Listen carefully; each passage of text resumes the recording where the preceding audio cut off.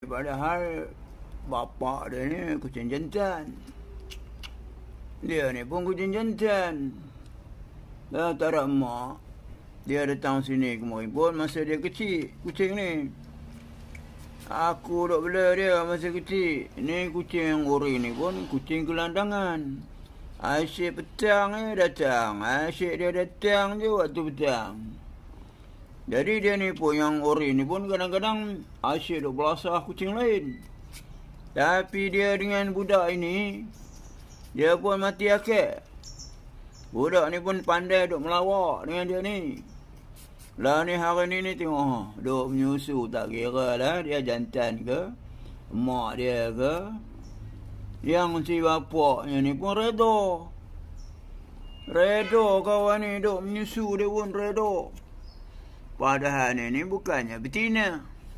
Jantan kucing nuri ni. Mari kita tengok. Mari kita tengok. Bertelur. Ni. Bertelur ni.